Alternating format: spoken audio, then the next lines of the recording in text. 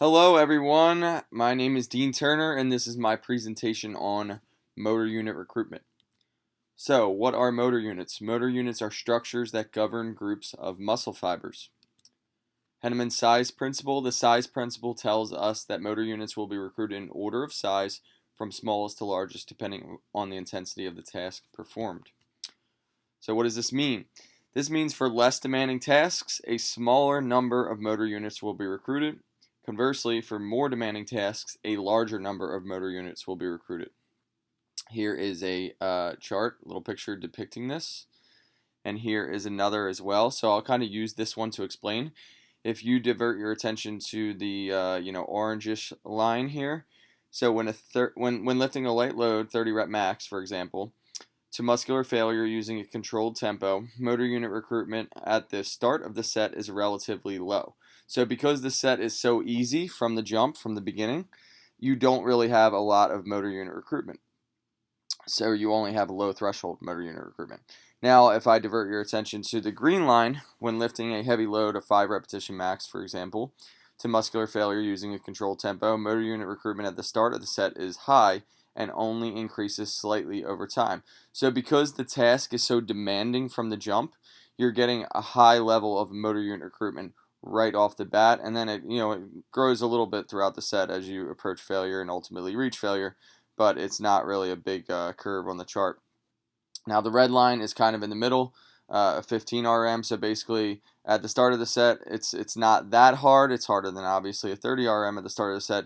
So you get a decent bit of motor unit recruitment, at least in comparison to the orange line, orange yellow line, but not nearly as much as you get on the 5 RM. Why does any of this matter? Why should you even care if you're recruiting motor units? You should care about recruiting motor units because motor unit recruitment is synonymous with muscle fiber activation. If there's no motor unit recruitment, there is no muscle activation. The way you can think of this is by thinking of motor units like light switches. So on the far left side of the spectrum, you have low threshold motor units, which would be low muscle activation if they're turned on, if they're the only ones turned on. And on the right side of the spectrum, the far right side, you have high threshold motor unit recruitment. So if all the light switches are flicked on, you have high threshold motor unit recruitment. If only those first couple are flicked on, you have lower threshold motor unit recruitment. It exists pretty much along a spectrum. So if the light switch, and this is kind of as I just said, if the light switch is turned on, it means the muscle fibers controlled by those motor units are active. If the light switch is not turned on, it means the muscle fibers controlled by those motor units are not active. Okay, but as long as you have some motor unit recruitment, i.e. some light switches are turned on, you're good, right? If your goal is hypertrophy, unfortunately not. In order for a group of muscle fibers to experience mechanical tension during a resistance training exercise, they must be active. This is the key point, guys. Considering mechanical tension is the primary driver of hypertrophy, this is quite important.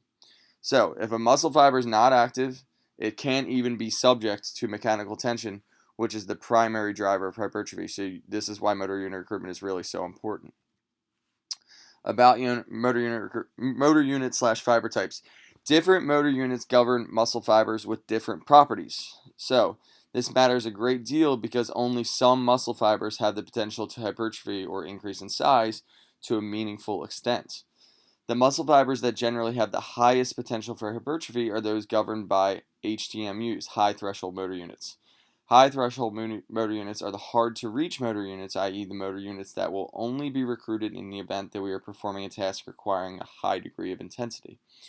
So this chart here kind of depicts motor units. The far right side of the chart, if you see, it says more than half of the muscle fibers in the muscle are controlled by the final 10% of motor units.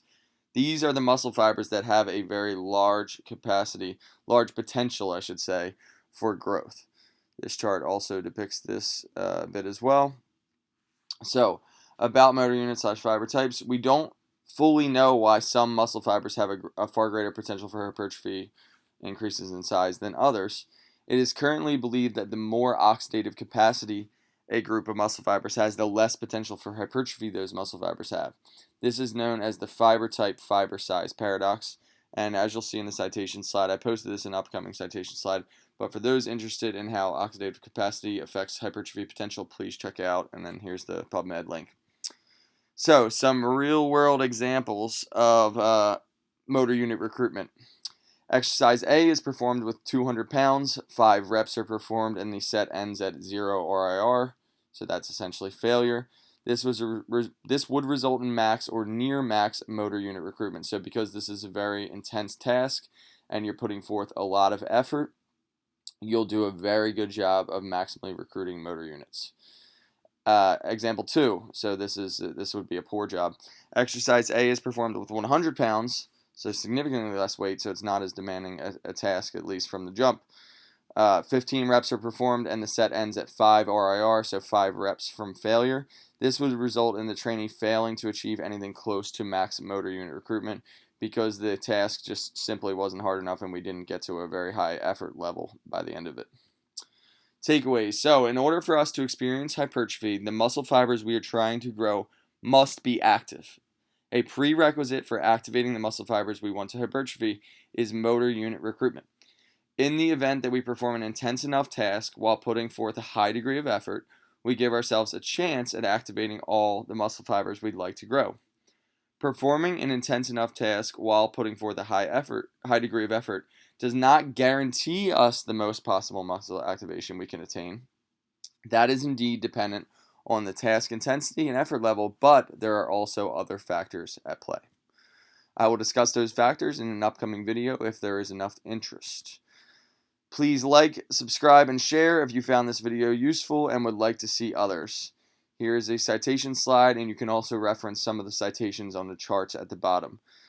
Guys, I hope you enjoyed this video. I hope this did a good job of kind of depicting and breaking down what motor unit recruitment is, why it's important, and yeah. If you guys are interested, I will make some follow-up videos. I really want to help as many people as possible on the fitness journey, help people optimize, help people become more efficient with their training. So yeah, thanks guys. Have a good one.